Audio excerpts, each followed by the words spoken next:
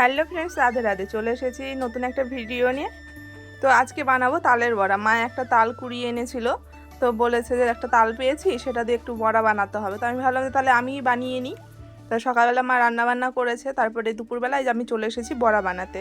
তো ভালো করে প্রথমে তালটা ধুয়ে নিলাম, তারপরে তালটা ধুয়ে যে এখন খোসা ছাড়িয়ে নিচ্ছি। এক হাত দিয়ে ক্যামেরা ধরছি, খুব একটা ভালো হচ্ছে না যেহেতু এগুলো দু হাতের কাজ, কিন্তু ক্যামেরা ধরার কেউ নেই, সেজন্য এক হাত দিয়ে ক্যামেরা ধরতে হচ্ছে, আর এক হাত দিয়ে যে কোনো রকমভাবে তালের খোসাটা ছাড়িয়ে নিচ্ছি।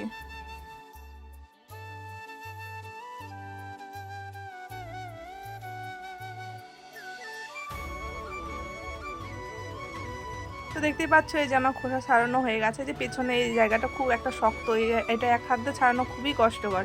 তো এই কোনো রকমভাবে ছাড়িয়ে নিচ্ছি। বাটিটাও ছোট হয়ে যাচ্ছে, উল্টে যাচ্ছিলো। তো এই যে এখানে আমি একটা কড়াইয়ের মধ্যে নিয়ে নিয়েছি। তো এখন একটু সামান্য জল দিয়ে এগুলো একটু ভালো করে একটু মাখিয়ে নিতে হবে, মানে মেখে নিতে হবে, তাহলে মানে চালটা ঘষতে গেলে সুবিধা হবে। তো আমি যে এটাতে ঘষে নিচ্ছি তালটা।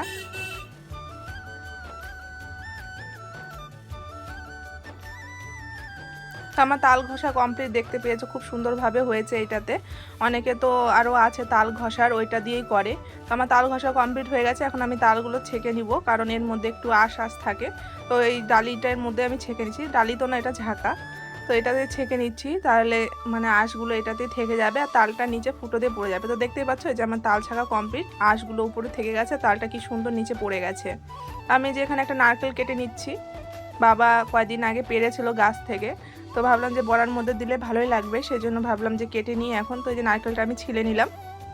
তো নারকেলটা ফাটিয়েছি, জল ছিল না ভেতরে খুব একটা, সামান্য একটু জল বেরিয়েছে।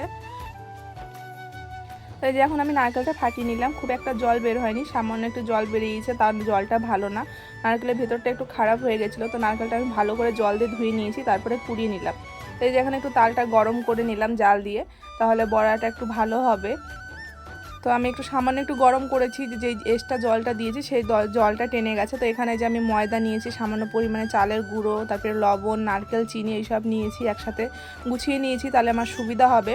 তাই যে পরিমাণ মতো সব কিছু অল্প অল্প দিয়ে মেখে নিচ্ছি। প্রথমে আমি ময়দা দিলাম, সব কিছু একসাথেই দিব না, অল্প অল্প করে দিয়ে মেখে নিতে হবে। তো প্রথমে আমি ময়দা দিয়েছি, তারপরে চালের গুঁড়ো দিয়েছি, তারপরে সামান্য একটু সুজি দিয়েছি, তারপর চিনি, নারকেল, তারপর সামান্য পরিমাণে একটু লবণ দিয়ে ভালো করে মেখে নিয়েছি, যাতে বড়াটা তোমরা বুঝতেই পারবে মাখার সময়। তো আমি আমার আন্দাজ মতো মেখে নিয়েছি। তো আমার মাখা কমপ্লিট হয়ে গেছে। তো আমি কিছুক্ষণ ব্যাটারটা রেস্টে রেখেছিলাম, তারপরে যে কড়াইয়ে তেল দিয়েছি, তেল গরম হয়ে গেছে। তো আমি এখন আস্তে আস্তে বড়াগুলো ছেড়ে দিচ্ছি। তোমরা নিজেদের পছন্দ মতো সাইজ হিসেবে ভেজে নিবে। আমি ছোট ছোট করেই ভাজছি, খুব একটা বড় করছি না বড়াগুলো। আমি খুব একটা ভালো পারি না, মা ভাজে, এর আগের দিন মানে মাই ভেজেছিল, আজকে আমি ট্রাই করলাম।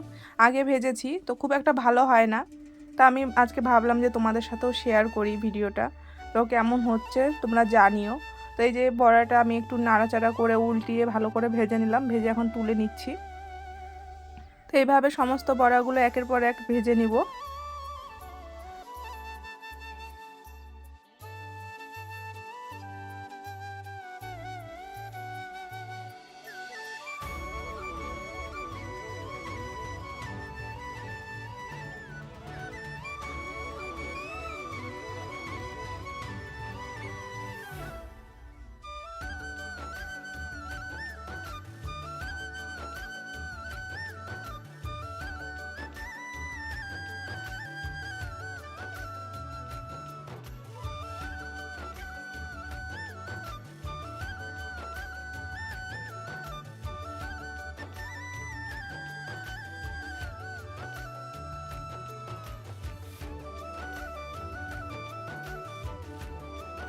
আমার বড়া ভাজা প্রায় কমপ্লিট। তো তোমাদের ভিডিওটা কেমন লাগলো সবাই জানিও, যদি ভালো লেগে থাকে তো সবাই আমার পাশে থেকো, সবাই লাইক কমেন্ট সাবস্ক্রাইব করো। আর ভিডিওটা কেউ প্লিজ স্কিপ করে দেখো না, সবাই পুরো ভিডিওটা দেখো। আর আমার বড়া ভাজা কমপ্লিট, এখন ভগবানকে ভোগ লাগিয়ে আমরা প্রসাদ পাবো।